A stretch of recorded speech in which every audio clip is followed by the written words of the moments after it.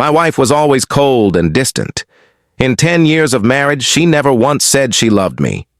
Before I died, I discovered a love letter she had prepared for a long time, but it wasn't addressed to me.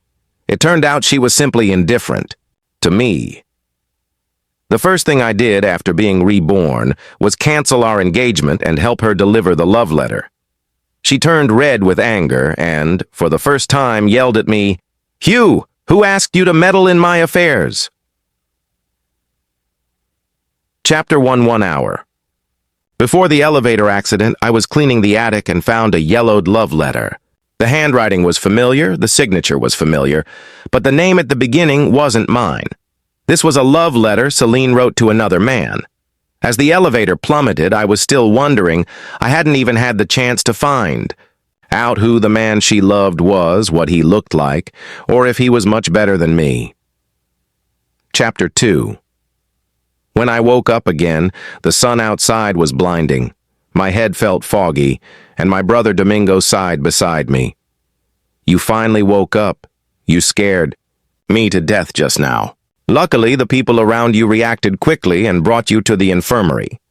The boy in front of me, wearing a high school uniform, left me momentarily confused. 17-year-old Domingo. The warm sensation in my hands told me this wasn't a dream. I had really been reborn. I heard the sound of running footsteps, and a figure flashed in the light before appearing in front of me. "Are you okay?" Celine looked at me indifferently, holding bread and milk in her hands. Familiar memories were instantly triggered. Yes. On that day, I had overslept and didn't have time for breakfast, and I fainted during the morning exercises due to low blood sugar. Celine handed me food and watched as I ate it. That morning, she had a small physics test in her class, but she skipped it because of me and later got scolded by the teacher. 17-year-old me was still lost in the fantasy that she cared about me. But with the mindset of a 32-year-old, I now knew that Celine only took care of me because she had promised her father she would. Celine's father and my dad were comrades in arms. Later, when her father died in the line of duty, her mother took the compensation money and left. Seeing that Celine was left alone, my dad took her in and raised her. Because she was living under someone else's roof, she always obeyed my dad and never dared to go against him. From that day on, Celine became my little follower. Everyone secretly joked behind our backs, saying I had a well-behaved child bride. Later, when my dad noticed my little crush, he teased Celine, saying she would be our family's daughter-in-law in the future. She didn't say a word. Back then, I thought she was shy and reserved. Looking back now, I realize how foolish I was. Chapter 3. During class, I was distracted, constantly replaying the events of my previous life. I didn't want to drag Celine down with me anymore. Probably, if I didn't marry her, she would be much happier, and maybe I wouldn't die in the end. During the evening self-study session, the teacher went overtime by 10 minutes, and after class, the students rushed out in a crowd. As I packed my things, I noticed Celine standing at the door, waiting for me for quite some time, her head lowered, looking at the book of mistakes in her hand. The light shone on her, making her appear even more distant and cold. We walked out of the school building in silence. Celine was always like this, aloof, indifferent, as if nothing interested her. Watching her walk ahead, I suddenly stopped. "Celine, you should go home first. You don't need to walk with me anymore, and you don't have to wait for me in the future." "Why?" "There's no reason. You're free now, Celine." I headed toward the back street of the school, planning to buy a few exercise books to work on my weak math skills. Behind me, someone caught up and asked coldly, "Hugh, what's wrong with you this time? Is it because I was late this morning? Or did you not like the milk I bought? The supermarket only had that flavor left." The moonlight shone on her, casting a cold and desolate glow. Her eyes seemed to say, "What on earth are you up to now?" I tried to explain. "It's really not that. The college entrance exams are coming up and everyone's time is precious. You don't need to waste yours on me. I need to work hard, too. Celine froze in place, probably the first time she had heard me say something like that. I used to love sticking to her. I didn't get into Beijing University, but Celine did. However, in the end, she chose to stay in our hometown because of something my dad said. At the time, I foolishly thought she liked me, just that she didn't say it out loud. She must have regretted it after all. That was her dream university. Chapter 4C Line didn't follow me. I walked into the bookstore and picked out a few exercise books suitable for me, along with a book on essay writing. But when I went to pay, I realized that my money was gone. Puzzled, I walked through the bookstore again but couldn't find it.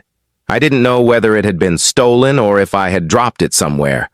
I sighed and decided to come back tomorrow, to buy them. As I turned around, I bumped into someone.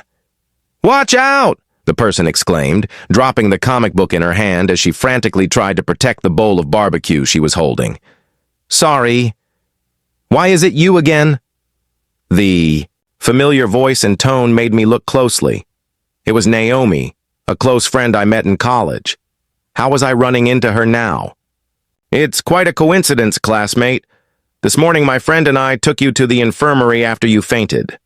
Are you okay now?" "Huh? Oh, yes, I'm fine. Thank you."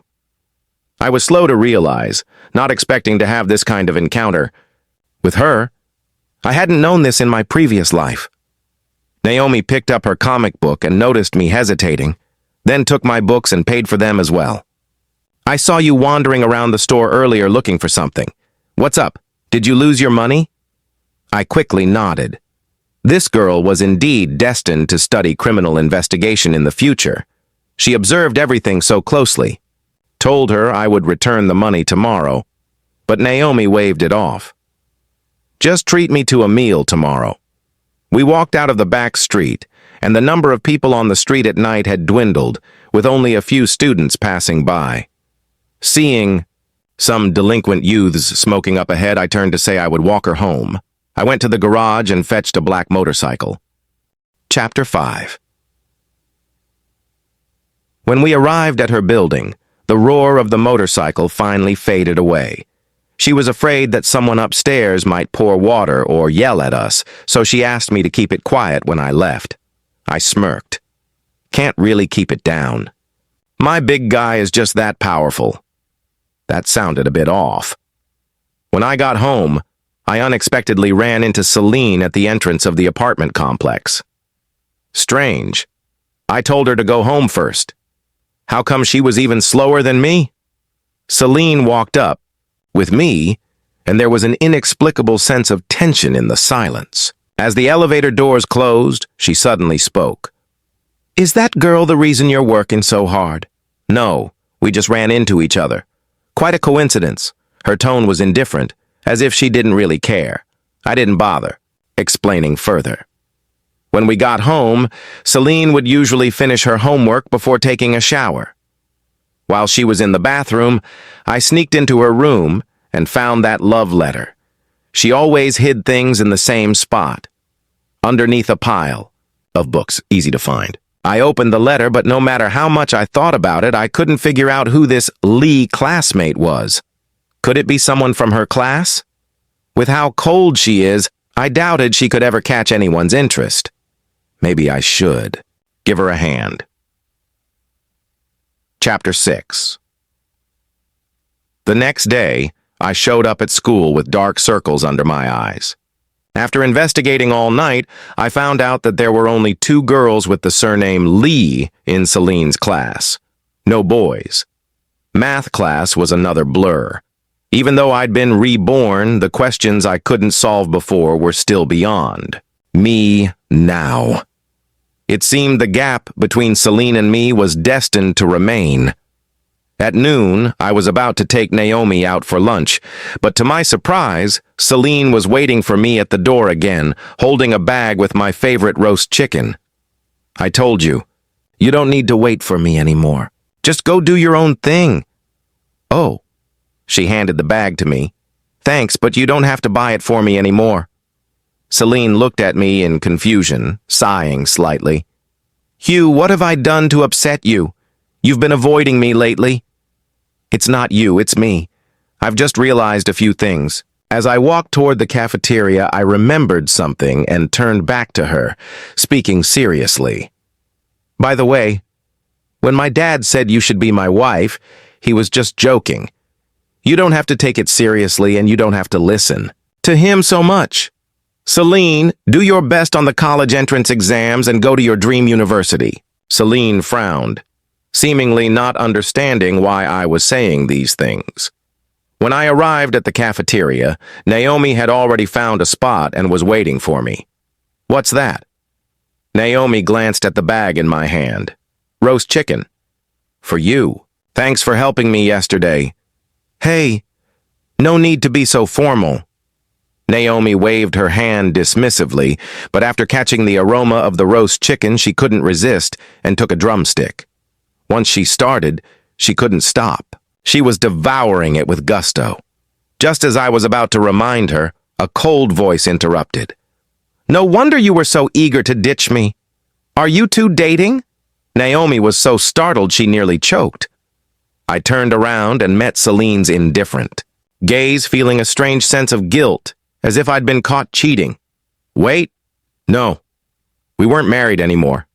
Naomi sensed something was off between us and made an excuse to go buy some water. "It's not what you think. I just met her. We're just classmates." I was telling the truth, but Celine cut me off impatiently. "You don't need to explain. I won't tell Uncle, so there's no need to avoid me." She said this coldly, turning away with a hint of anger. When Naomi returned, she quietly asked me who that girl was. Judging by her gossipy expression, she probably thought Celine and I were a couple. I briefly explained our situation, and Naomi smiled knowingly. "Oh, childhood sweethearts, huh? She seems to care about you." "Not really. Celine can't wait to get rid of me." Chapter 7 on. Friday after school, Domingo wanted to try the new dish at the barbecue restaurant across from the school and dragged me along. This barbecue place had been around for a long time and always had great business. The roast chicken Celine bought for me came from here. Domingo ordered 2 portions of the special roast chicken. While waiting, I overheard the staff saying they were out of stock and discussing it with the owner, Mr. Lee. Out of the corner of my eye, I saw a boy in a school uniform slip into the back. The owner's son, surname Lee. His name was Sam Lee. I saw his name on the list of participants for the English essay competition. He was a top student, always in the top 50 in the grade. Of course, he'd participated in many competitions and was academically excellent, so he must have had some interaction with Celine. No wonder Celine often bought me roast chicken, because every time she came here, she got to see the person she wanted to see. She always seemed to be in a good mood afterward. I used to think it was because of me. A wave of displeasure rose in me, which I forcibly suppressed. To confirm that Sam was the one mentioned in the love letter, I approached him as he came out and greeted him. "Hello, Sam. I'm a friend of Celine's. She left something behind." "Huh? Did she?" Sam wasn't very suspicious.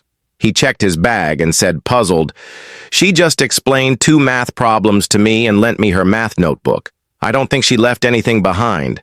So they did know each other.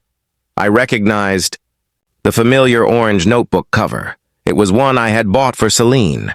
I used to ask her for help with math problems, but she was never very patient. Embarrassed that I couldn't understand, I eventually stopped asking. Maybe I remembered wrong. I'll tell her later. Domingo and I left, and he excitedly handed me the roast chicken, but I had no appetite. It turns out that when you're feeling down, everything tastes bitter. "Why aren't you eating? Isn't it good?" Domingo nudged me. "Hey, what were you talking to Sam about?" "Nothing much." "How do you know his name is Sam?" Domingo looked around and lowered his voice. "Because my friend said he's the adopted son of Mr. Lee, so I remembered him." "Oh, Chapter 8. Now that I knew who the love letter was for, a weight was lifted from my heart. I wondered what kind of hopeful feelings Celine had when she wrote that love letter. I was really envious of Sam, thinking back to when I confessed to Celine in our second year of high school. What did she say? Oh, she said, "Got it." Her tone was cold and distant, as if she considered it a bother. That night, after finishing my mistake corrections, I planned to memorize some English vocabulary. My phone lit up with several documents from Naomi. Naomi, "These are math worksheets from my mom. You should try them out. If you don't understand something, ask me." Her mother was a tutor for an advanced math class, so I was getting a bit of special tutoring as well. I thanked her and sent a funny emoji. Suddenly, the door to my room burst open. Celine walked in with a dark expression, the first time she hadn't knocked. "Did you mess with something in my room?" She didn't say what, but I knew. A guilty feeling welled up inside me as I took out the letter from the drawer. Sorry, I didn't mean to snoop. I had intended to help them get together, but I didn't expect to be caught so quickly. Celine took back the letter, her face unhappy, probably because her secret had been exposed. Feeling bitter, I still gathered my courage. "I know who you wrote that letter to. It's that guy from the barbecue shop, right? Since you like him, you should confess soon. He's so outstanding. What if someone else snatches him away? Anyway, the college entrance exams are coming up. Afterward, you can pursue him openly. You won't have to pretend to buy roast chicken for me anymore. Who asked you to meddle in my business?" She glared at me, anger simmering in her eyes. "I just want you to be happy." "Happy?" She scoffed. "It seems like you started dating and couldn't wait to get rid of me. You used to say you liked me, but you changed your tune pretty quickly." I was stunned, not expecting her to think this way. "You don't like me? You don't even like me, so why should I put all my eggs in one basket?" I retorted. Even the final math problem, the one I usually gave up on, I managed to write something down, though I wasn't sure if my answer was correct. Chapter 10. The final bell rang, marking the end of the exam. It also signaled the conclusion of my high school journey once again. As I walked out of the exam room, I saw Sam standing with Celine. She looked anxious, probably because she hadn't done well on some of the questions, and was nervously comparing answers with him. Maybe love really is blind, because Celine seemed more patient with him than she ever was with anyone else. I walked past them and headed toward Domingo and Naomi. We had already planned to go to the amusement park, karaoke, and Happy Valley to enjoy ourselves to the fullest. In the days before the scores were released, I spent my time going wild outside, and my dad didn't even bother trying to control me anymore. The surprising thing was that Celine called me every day, asking when I would be home. Sometimes, if it got too late, I would take Naomi home first.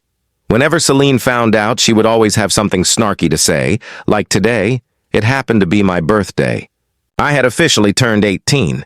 It was past midnight when I got home, slightly tipsy, with Naomi leisurely walking me back. When we reached the building, she suddenly called out to me, "Hugh, how about I spend every birthday with you from now on?" It was too dark to see her expression clearly, and I thought she was declaring the start of our revolutionary friendship. "Of course, you're my best buddy." I gave her a few hearty pats on the back, and she coughed a few times, hiding the sadness in her eyes.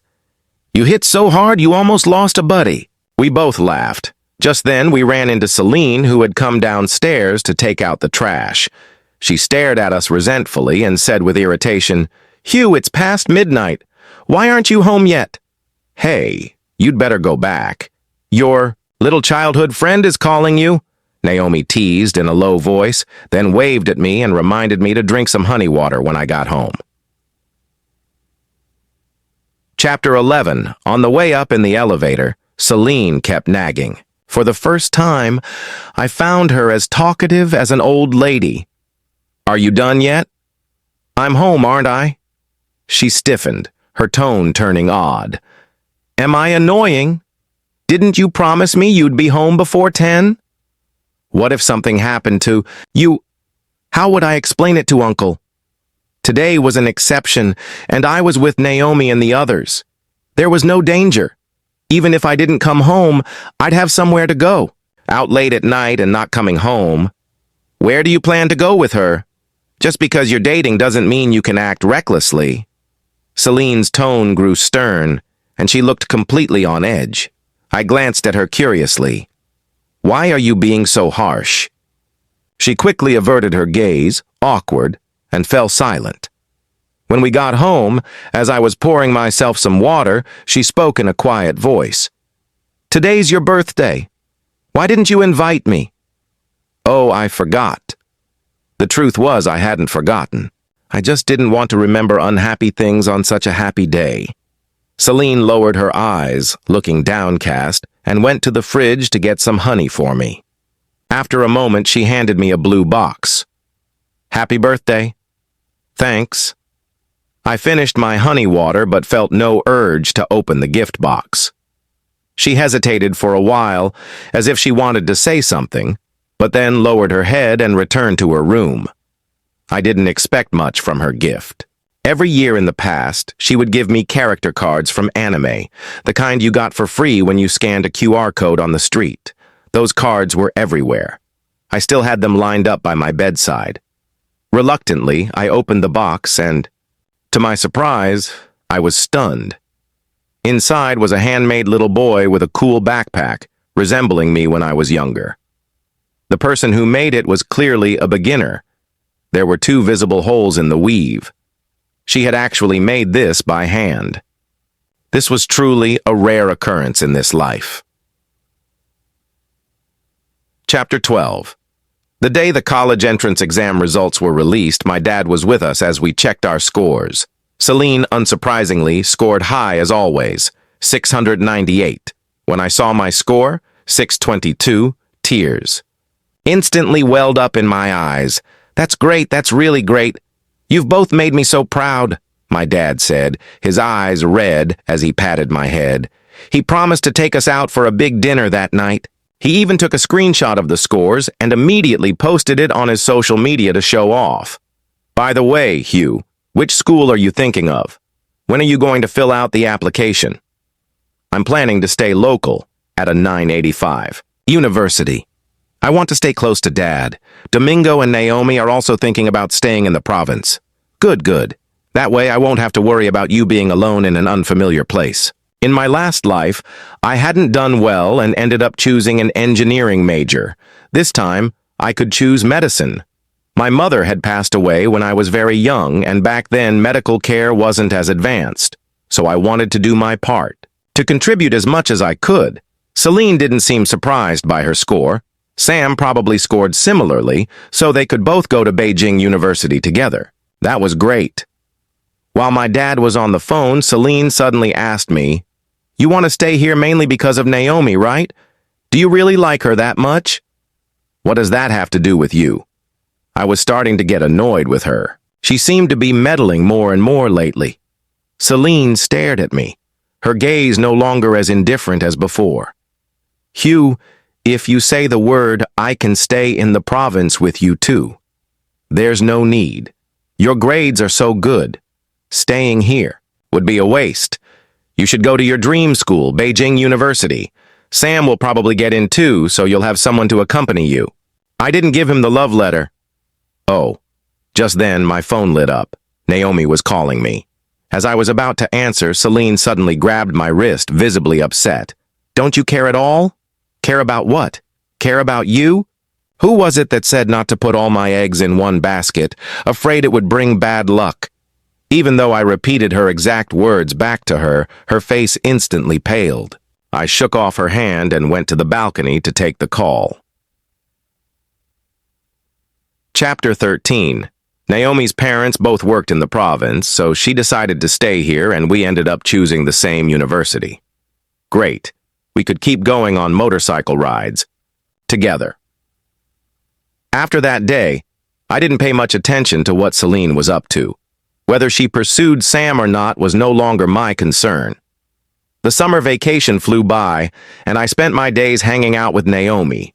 We learned to drive and got our licenses, getting so much sun that we both ended up tanned. Celine received her acceptance letter from Beijing University, and without saying goodbye, left for school, as if she was upset with me.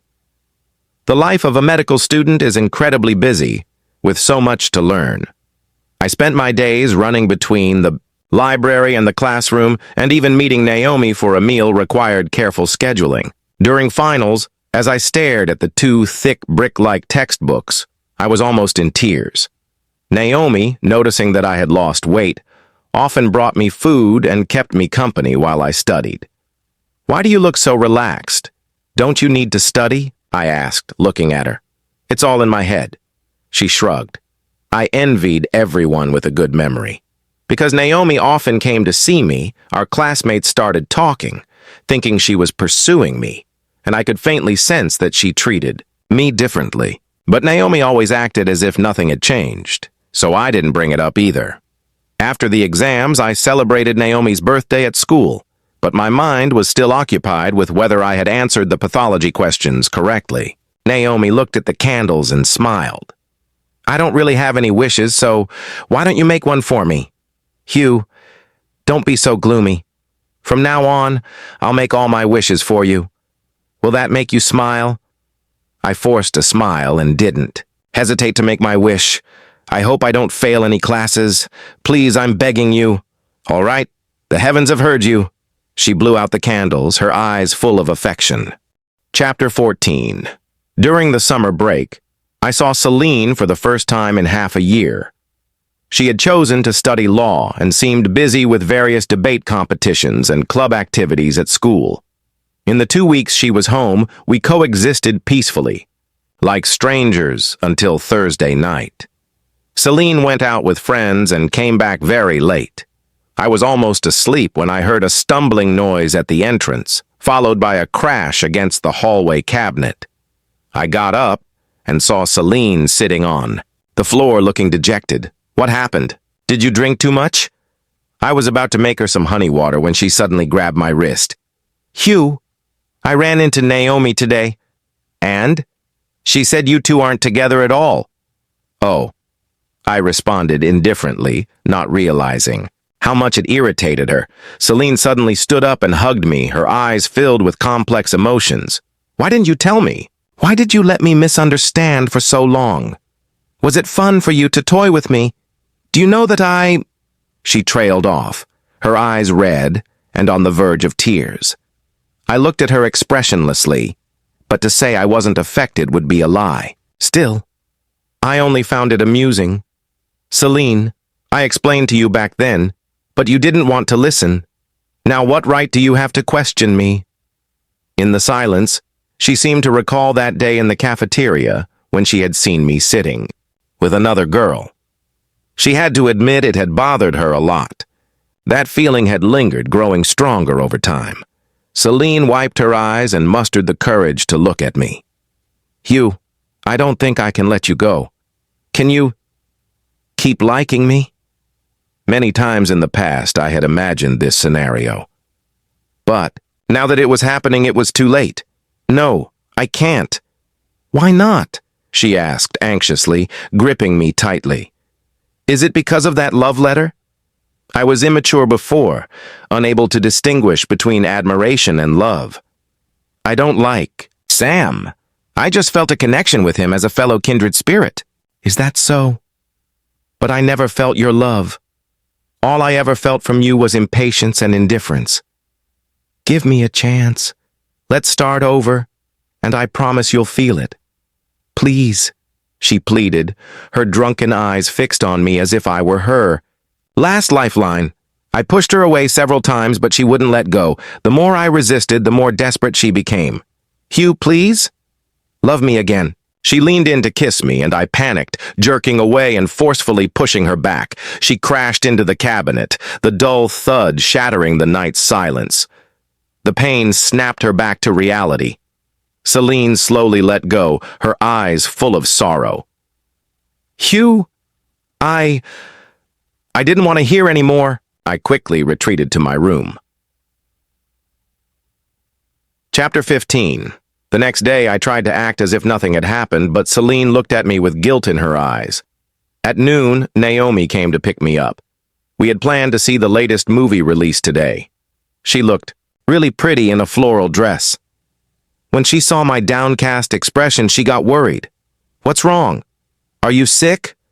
Or in a bad mood?" Nothing.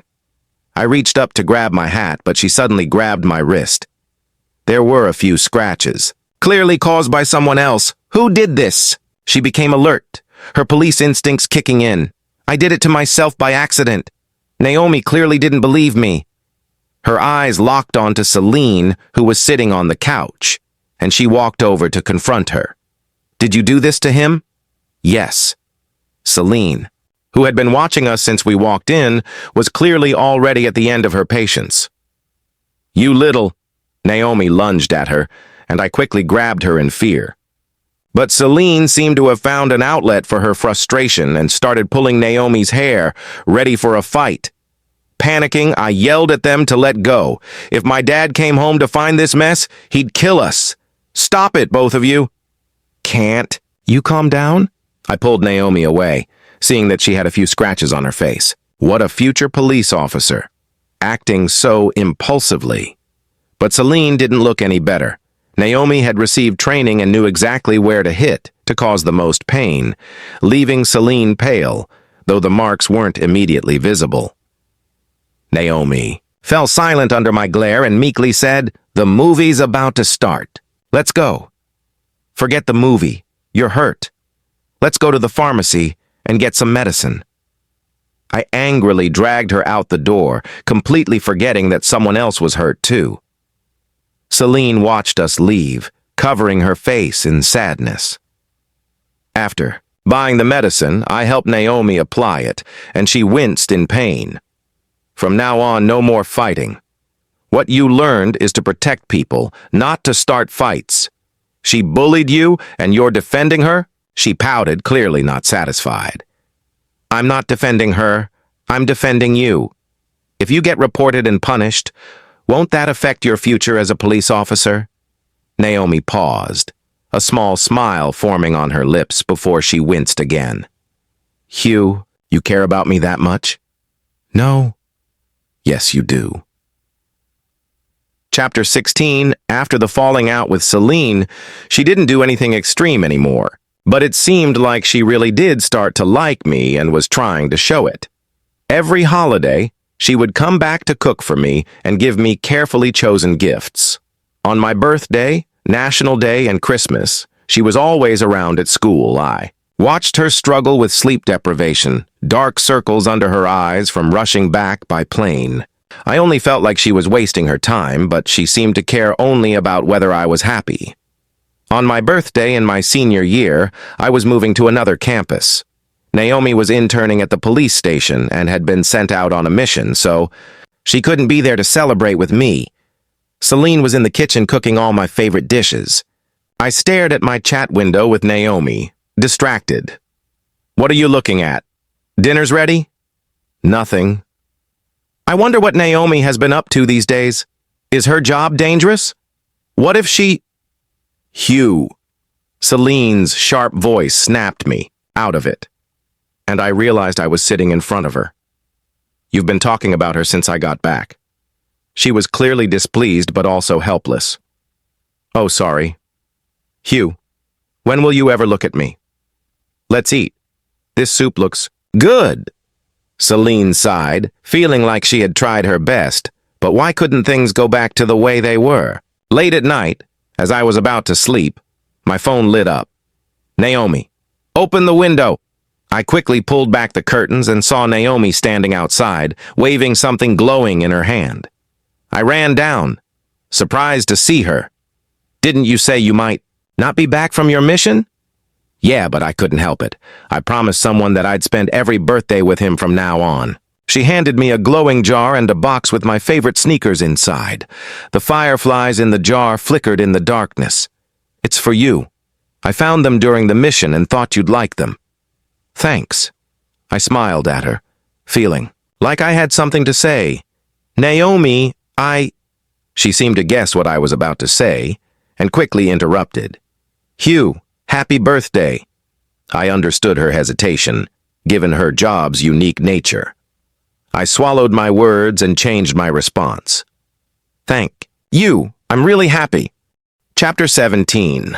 While Naomi was interning, I was pursuing my graduate studies. By the time Naomi became a team leader at the police station, I had just started my hospital internship. Seeing suffering and death every day was emotionally taxing.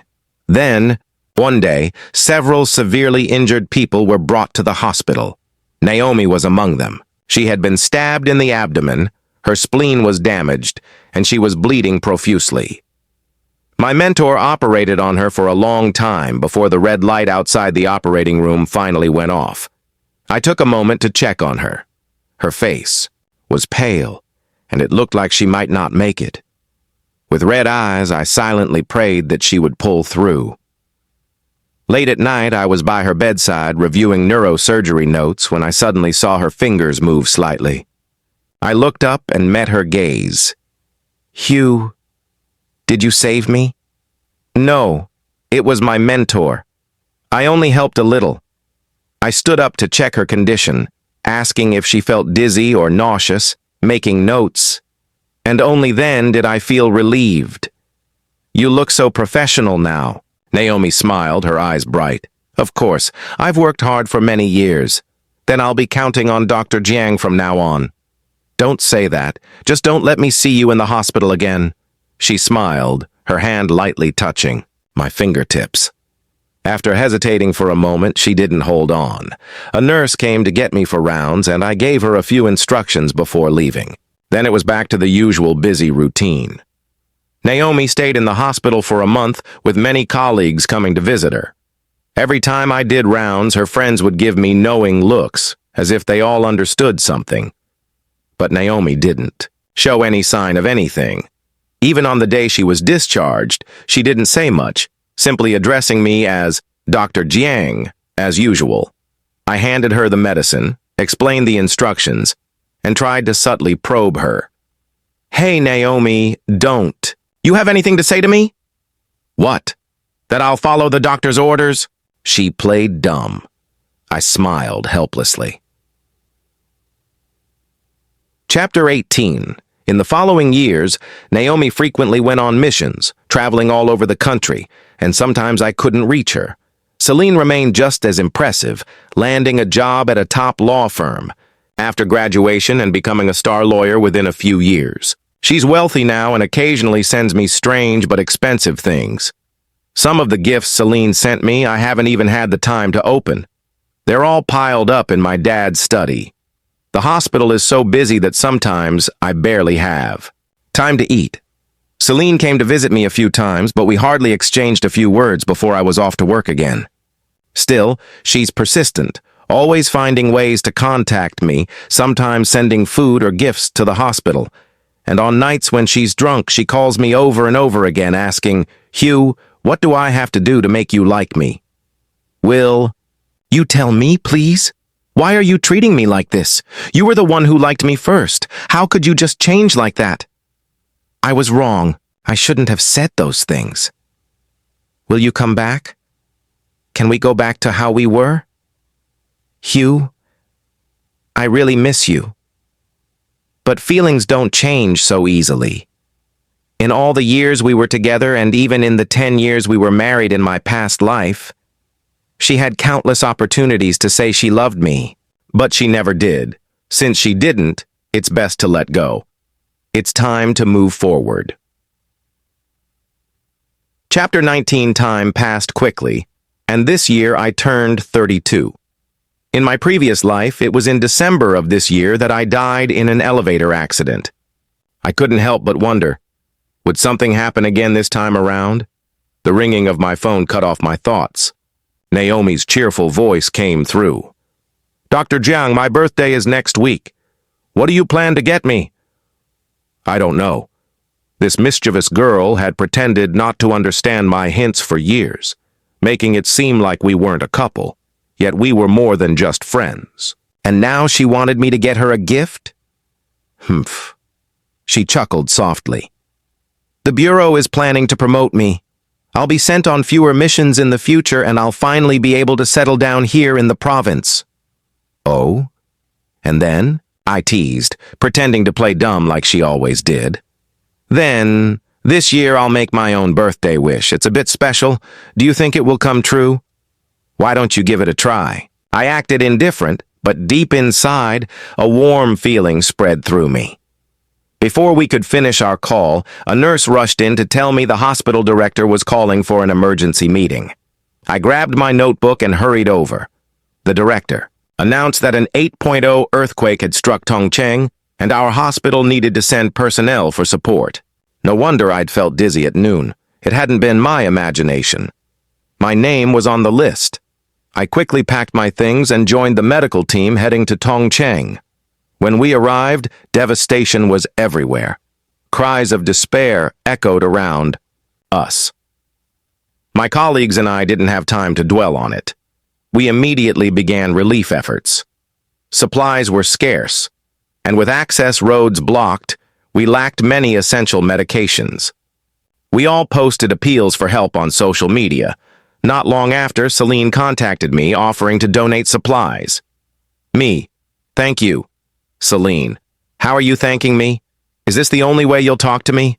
Me, I have to go. Celine, stay safe, and reach out if you need anything.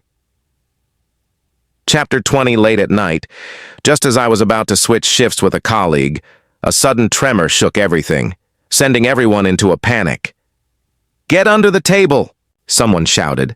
I took a step forward, but the ground suddenly gave way. Chunks of earth collapsed beneath me. Then, darkness. The aftershock wasn't as powerful as the first quake, but it caused serious damage. I was trapped underneath, pinned by debris, unable to move. I don't know how long I lay there. My body began to go numb and I lost feeling in my hands. My mouth was unbearably dry, and I didn't even have the strength to call for help. The darkness reminded me of that freefall in the elevator years ago. Was this fate? Was I still destined to die here? My phone lit up in my pocket. Naomi was calling, but I couldn't answer. How awful! Even after being reborn, I still couldn't be with the one I love. My consciousness began to fade. My body was cold. Just as I was about to let go, I heard frantic voices calling from above. Hugh! Where are you? Chapter 21. It felt like I had slept for an eternity. When I finally woke, I was in my own hospital, lying in a bed. Hugh, you're awake. How are you feeling? Is there any discomfort? Naomi was leaning over me, her voice trembling with worry, her eyes red with tears. I shook my head. How was the rescue? Are the colleagues who were trapped with me okay? They're all fine, and the situation has stabilized. Do you know you've been asleep for half a month? She sounded both exasperated and relieved, gripping my hand, like it was the most precious thing in the world. Thank goodness you woke up.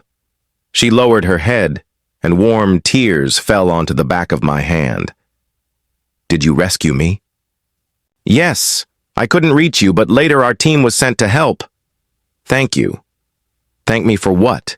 You've saved me before. Now we're even. Naomi called the doctor to check on me, then bought nutritious meals and spoon-fed me like I was a child. I stayed in the hospital for several days to recover, and she never left my side.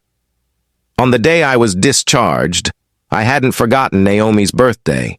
A confession should come from the man first, after all. I secretly prepared a surprise with the help of friends. That evening, as Naomi approached the hospital entrance, rose petals suddenly floated down from the sky. Before she could react, I got down on one knee, holding out the ring I'd prepared, its surface shining brightly. Naomi, I love you. I've loved you since high school, but I was afraid of interfering with your career, so I never dared to say it. Will you give me this chance? Naomi? Will you marry me? Her colleagues showered her with petals, and mine joined in the cheering. She froze, her face burning red. Tears welled in her eyes as she nodded. It was the first time I had ever seen her blush. Out of the corner of my eye, I caught a familiar figure standing at the edge of the crowd. Celine. She was holding a thermos, looking as if she had rushed over. Sweat dotted her forehead and her face was pale. Her eyes were filled with sorrow as she watched. "I will," Naomi said loudly, smiling. I slipped the ring onto her finger. It fit perfectly. Finally, I had my answer. Naomi hugged me tightly, tears spilling down her face. "Wow, I've never seen the captain cry before.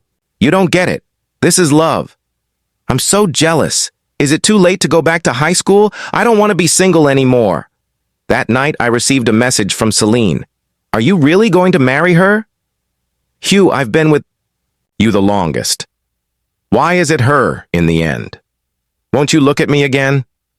I deleted the message and blocked her. Then I turned off my phone, pulled Naomi into my arms, and drifted off into the most peaceful sleep I'd ever had. Chapter 22. On the day I married Naomi, Celine didn't show up, but she sent an incredibly expensive diamond as a wedding gift. When Naomi saw it, she immediately started making sarcastic remarks, saying Celine still hadn't shaken off her thief-like mindset. Then she had the diamond set into a collar and put it on my dad's husky. A year later, Naomi gave birth to our daughter. By then, Celine was still single. Even when my dad reminded her to find someone, telling her she had plenty of suitors, she just quietly sipped her drink. Her expression shadowed. After dinner, she looked at the baby in the cradle and pressed her lips together. "Hugh, she really looks like you." "Yeah." "If only back then." She didn't finish, sighing instead. Naomi frowned, glaring at her. "What are you trying to say? He's my husband. Legally, don't get any ideas." Celine sneered. "Only temporarily legal. Life is long. Who knows? Maybe one day you'll divorce." Jealousy twisted her words like a knife. "You—" Naomi was ready to throw a punch, but with family around, she held back. On the way home, she was still fuming, muttering curses at stray dogs we passed. Later that night, while we were in bed, Naomi suddenly sat up. "Hugh, where did you put our marriage?" "Certificate?" "Why?" "I want to hide it. Stop being silly." I tried to go back to sleep, but she started rummaging through drawers, seriously considering hiding spots. Epilogue. My name is Celine. From the first day I entered the Fu family, I knew Hugh, and I would never be equals. Even though Uncle treated me well, if anything ever happened to Hugh, he'd always blame me for not taking care of him properly. So I always stuck close to Hugh, making sure he stayed out of trouble. Everyone said I was his child bride. I didn't deny it, because that's exactly what I was. But being dependent on others, I hated it. And by extension, I hated Hugh too. He clung to me, always wanting to do everything together. I couldn't refuse him, but deep down, I resented it. To avoid making Uncle feel like he had taken in an ungrateful orphan, I forced myself to please Hugh, making sure he never got upset. As we grew older, Hugh became more and more handsome. I often found myself stealing glances at him, but when he caught me, I'd mask it with aloofness, teasing him about being vain. I didn't want to fall for him. I didn't want to lose the little dignity I had left. But in our second year of high school, Hugh confessed to me. I couldn't help but feel happy inside, but I forced myself to suppress it. My response disappointed him, but the next day he was back to clinging to me like nothing had happened. One day he got sick. The medicine was too bitter, so he asked me to buy him some grilled chicken. At the barbecue shop, I met Sam. He had just dropped a chicken wing, and his adoptive father scolded him harshly, calling him useless. If I hadn't been there, I think that man might have hit him harder. Sam's cautious demeanor struck me. We were the same. After that, I often used the excuse of buying barbecue for Hugh as a way to see Sam. Whenever I sat in that shop, I felt like I could finally breathe, free from Hugh and Uncle's expectations. Sometimes Sam and I talked about family. He'd sigh, then bury himself in studying again like a resilient weed. I thought, I should like a boy like him. Only he could truly understand me. I even wrote him a love letter, but I never gave it to him. Something inside me knew my feelings weren't strong enough. It wouldn't have been fair to him. Around that time, Hugh started acting strange. He seemed like he wanted to get rid of me. I saw him laughing with Naomi and guessed they must be dating. So much for saying he liked me, he'd moved on so quickly. I was secretly relieved, thinking I was finally free of him. But at the same time, I was angry. Why did he have to like someone else?